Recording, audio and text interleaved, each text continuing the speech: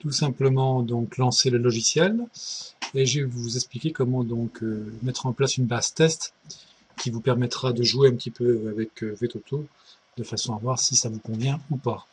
Donc une fois que vous avez installé le logiciel, vous avez une icône sur le bureau évidemment qui s'appelle VTauto. En suivant le système, soit vous double-cliquez si c'est par exemple Windows XP, soit vous faites un clic droit, exécuter en tant qu'administrateur. Vous pouvez aussi aller dans Propriétés, Sécurité, non pardon,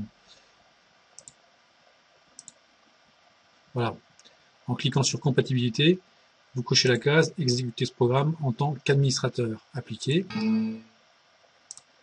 Voilà.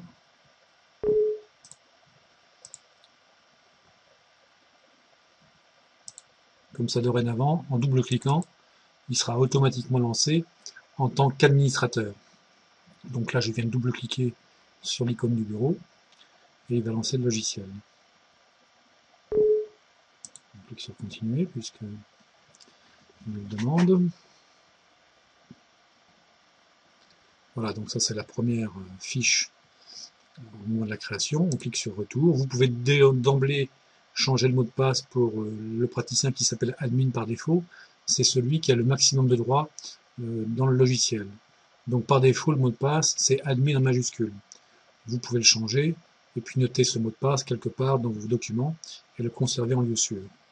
Là, je ne vais pas le changer, donc je clique simplement sur OK. Voilà, et on va relancer le logiciel. Donc je redouble-clique. C'est une procédure qui permet donc d'effectuer les premiers paramétrages. Le logiciel se lance, on clique sur OK. Alors, il propose de lancer un assistant de démarrage pour créer un praticien avec la mise en forme des ordonnances, facture courrier pour ce praticien. Dans la mesure où on va télécharger une base test, pour l'instant, on ne se sert pas de cet assistant de démarrage. Mais on pourra s'en servir ultérieurement quand vous aurez fini votre test pour mettre en place vos propres imprimés.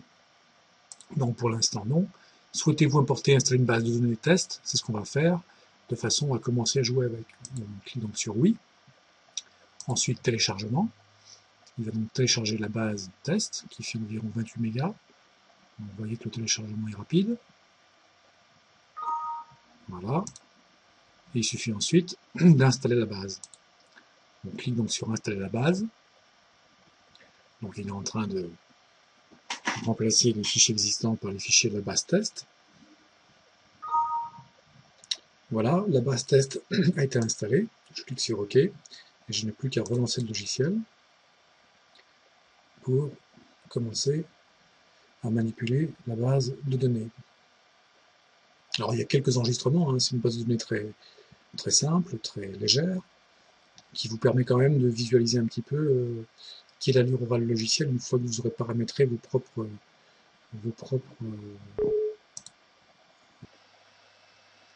Alors, comme c'est une base qui est plus ancienne que le logiciel, donc il y a une modification automatique des fichiers qui doit être faite. Vous cliquez sur oui. Il va lancer donc cette modification automatique des fichiers de données. Voilà, la modification automatique est terminée.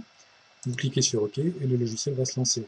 Bien évidemment, cette modification automatique n'intervient pas à chaque lancement. Hein. C'est simplement parce que la base est plus ancienne que le logiciel, ce qui fait que la mise à jour est indispensable. C'est-à-dire que c'est un processus qui se fait finalement assez rarement. On clique sur OK, on rentre dans le logiciel, il optimise l'accès aux fichiers, et vous avez d'emblée donc une base de données qui est active. On clique sur OK, ça n'a pas d'importance. Si on veut donc désactiver l'affichage des rappels à faire, on va dans Paramétrage général. Vous voyez, donc on peut informer le praticien si le dernier rappel par mail date de plus de 8 jours. Donc on peut le mettre à 0 et je ne serai plus informé de ces rappels. Voilà, donc le prochain lancement, je n'aurai plus ces informations, ces alarmes. Alors, il est possible que quand vous lanciez vous le logiciel sur votre ordinateur, vous n'ayez pas ces photos. Il suffit d'aller dans Paramètres, Image de la page d'accueil, et vous allez donc soit visualiser un diaporama. L'idéal, c'est d'avoir un répertoire de données où vous avez toutes les photos que que vous souhaitez afficher sur votre logiciel. C'est ce que j'ai fait moi. Donc j'ai un répertoire qui s'appelle Photo clinique, où il y a quelques milliers de photos d'animaux. Et donc je vais simplement saisir ici au niveau du répertoire, je présente un diaporama, et l'intervalle entre les images est de 5 secondes. Alors je peux modifier l'intervalle, ça peut être toutes les secondes si je veux, ou simplement présenter une image fixe. Si je n'ai pas de répertoire avec plusieurs images, je peux également sélectionner une image sur l'ordinateur. Auquel cas je décoche la case présenter un diaporama. Donc là je vais simplement modifier la vitesse d'affichage, et vous allez voir donc que voilà, les images défilent très vite. Bon. En général, quelques secondes suffisent, moi j'aime bien 5 secondes, enfin, on fait ce qu'on veut évidemment. Voilà, ça permet d'avoir une présentation plus jolie, et les clients aiment beaucoup voir leurs animaux donc sur les ordinateurs de la clinique.